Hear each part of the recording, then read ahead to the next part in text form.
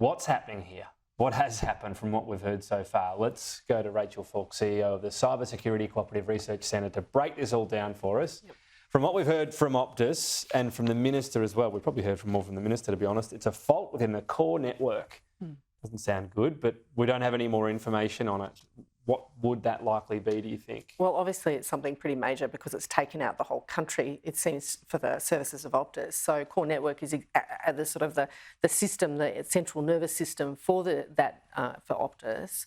And it's a pretty big deal, though, if it's taken out the entire network. Normally you can reroute traffic, and they have an operations centre. They've been monitoring that. So I know the Minister's described it as a deep network fault, but it's obviously core and central to their nervous system. And it was described as it could be routing, it could be electronics. Could be a network configuration gone wrong. Often they do network config changes in the morning. And just say what that is briefly. May reroute traffic, or to put traffic on different cables. It could be a whole range of things. It's not unusual for that to happen early in the morning. So you could be servicing or upgrading one element. You sort of change a few pathways so that people aren't affected, and something could have gone wrong in that. Yeah, absolutely. It's gone on now for 7 hours, though. That is high. 7 and counting, and they don't know what it is or how long it'll take to fix. That's what seems most unusual, because I get these things happen and there are issues, and they're usually fixed quickly because you have a backup system and a backup to the backup, and probably more than that, because you can't afford to go down in this day and age. No, it as the Minister said, it highlights the fragility of the telecommunications system, and I think everything runs off the availability of a telco network, your ATM, your connectivity, your phone calls, internet, everything. We see small businesses, hospitals, some emergency services have also mentioned outages. So it is critical to the lifeblood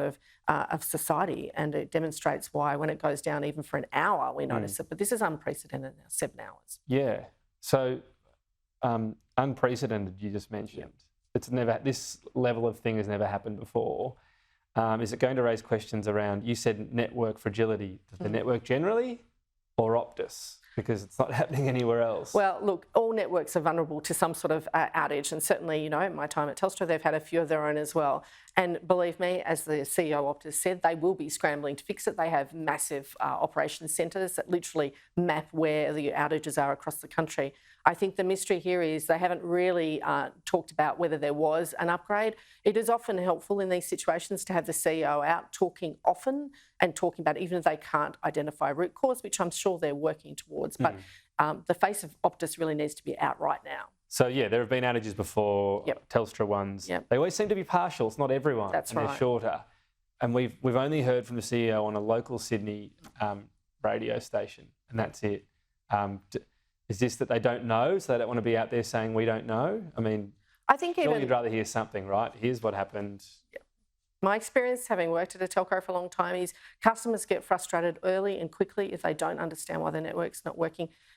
Crisis comms and standing up crisis comms in these operations are familiar territory for big critical infrastructure providers like telcos. So, I would be expecting that the CEO of any telco that's out for longer than an hour or two is out there doing massive media blitzes and reassuring customers. So it's not just the communications minister. Yeah, all right, well, we're 7.5 hours in now. We'll see. Rachael Falk, appreciate your time today. Thank you. Thank you.